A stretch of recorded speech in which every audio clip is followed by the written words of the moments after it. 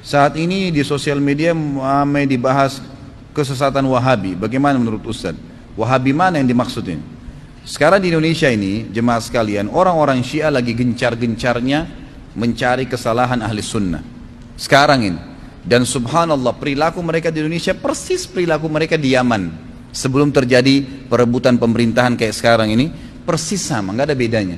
Jadi mereka di sana di Yaman itu mengemparkan isu-isu yang tidak benar tentang ahli sunnah dengan sama. Perkataan Wahabi, seakan-akan Wahabi ini momok yang menakutkan, gitu kan?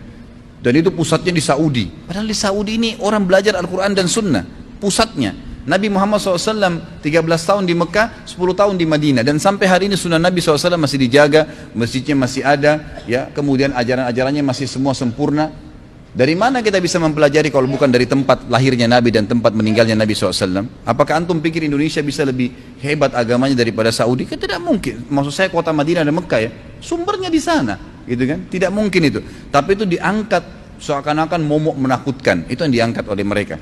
Lalu kemudian pemerintah Yaman mulai menangkap-nangkapi ulama-ulama Sunni, dai-dainya, dengan anggap mereka teroris lah, mereka berpaham radikal. Persis seperti di Jakarta sekarang, sama kejadiannya, subhanallah. Sayangnya pemerintah kita nggak membuka mata masalah ini, bahaya sekali. Saya sangat dukung ada salah satu mahasiswa tamat S3 kemarin di UIN, itu di Makassar, berhasil menulis disertasi dan dapat nilai yang bagus. Itu dia tulis Syiah mengancam, ya, mengancam NKRI. Memang betul itu, dan itu terjadi. Mereka memang seperti itu. Pada saat mereka, pemerintah sudah nangkapin ahli sunnah, sampai banyak masjid ditutup, rumah-rumah tahfidz Quran ditutup, dai-dai dikejarin, dipenjarain semuanya, mereka membalik menguasai pemerintahan. Itu yang terjadi.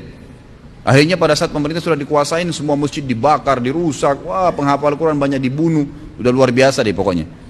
Makanya pada saat Presiden Yaman sadar, dia baru menyurat ke 6 negara Teluk untuk minta bantuan. Nah, masuklah Raja Salman membantu sekarang.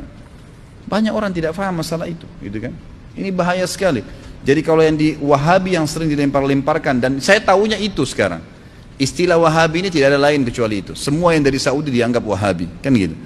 Karena di sana itu orang menjalankan sunnah yang murni. Pengajian saya sering dikatakan, oh pengajian Ustaz Harun pengajian Wahabi. Kalau emang pengajian yang antum dengar dari awal tadi 2 jam dan setiap hari antum, tiap minggu antum datang, qala Allah, qala Rasul, begini pendapat ulama, kita jelaskan, antum anggap ini Wahabi, inilah pemahaman yang benar. Al-Quran dan Sunnah yang disampaikan.